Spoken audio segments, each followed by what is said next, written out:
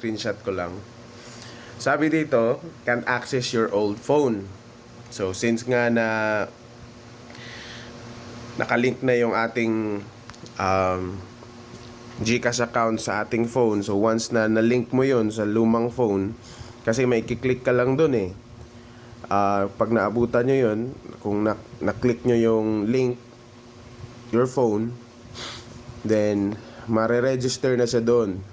So, once na wala yung phone na yun, mahirapan ka na. So, sabi dito, if you don't have access to your old phone or device, don't worry, you can still log into a new phone. Here's how. So, you'll see the screen. It looks like you change your phone like the one below. So, ito yung magiging message. It looks like you change your phone. So, mayroon mga options dito. So, minsan, yung mga kababayan natin, pagdating pa lang dito, medyo nagugulumihan na tayo kung anong nangyayari. So, kung mabasahin lang natin, sabi dito na register this phone para masiguradong ikaw ang may access sa account mo. Tap I want to register this phone. Take a selfie or OTP, then wait for 4 hours. Pinantok ako. While we run a few more checks to make sure it's you trying to access your account. So, kung maalala ko siya ng tama, yung screen na ganito, after mo mag-selfie nito, guys. So, nakapag-selfie ka na, nakapaglagay ka na ng mobile pin. So, di ba, pag nag-access ka, bago yung phone mo, install mo yung GCash app, tapos, lalagay mo yung phone number, tapos magsisend siya ng OTP. So ito, nasa iyo yung phone number, nasa iyo yung SIM, yung phone lang yung wala. So receive mo yung OTP, lalagay mo yung OTP, mag-enter ka ng mobile pin, tapos face scan. Tapos ito yung lalabas. Before, kung naalala ko ng tama, hindi ganito yung lumalabas. Nag-e-error siya na, it looks like naka-register, so have access to your old phone. Ganun ang error message nun. So dito, iba yung lumabas. It looks like you changed your phone. So, or mayroon pang prior screen dito. So hindi ko lang alam. Pero kung susundan mo ng tama yung instruction, mapupunta ka dito. I want to register this phone. So sabi dito, ayan. So sa step 3, so, pagkatapos mo siyang i-click, I want to register this phone, i-ask ka niyang to take selfie or scan and enter your OTP. You'll need to wait 4 hours while GCash runs a few more checks to ensure it's you.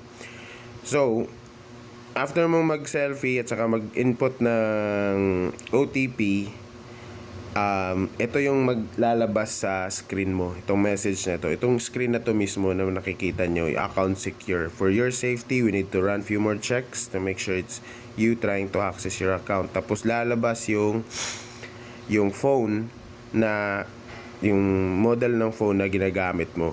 Tapos meron siyang time dyan sa baba. Ngayon, to make sure na gagana ito, kailangan yung hintayin yan, yung oras na yan. Okay lang kung lumagpas. Pero dapat hintayin nyo yung mag 8:30 para hindi siya mag-error.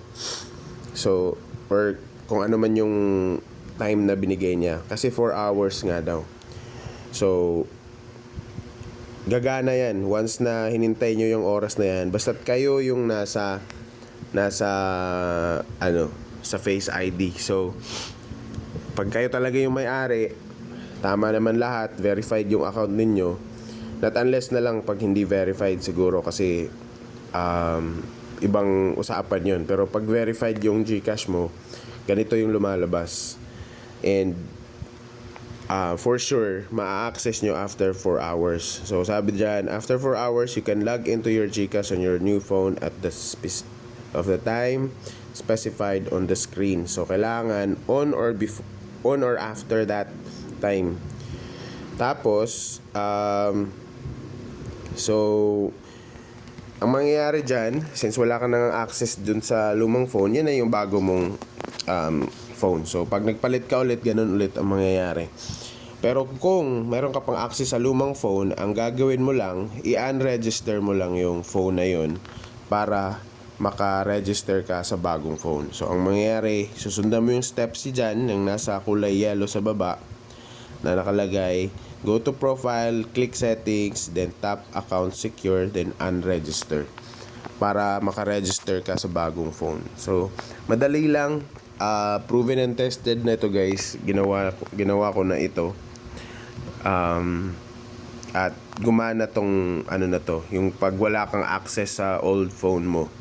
So before, medyo mahirap siya kasi wala siyang clear instruction kung anong gagawin. Siguro dahil dun sa pag sa start pa lang nila ng ganitong klase ng system sa security sa GCash, kaya hindi pa nila alam kung paano yung gagawin.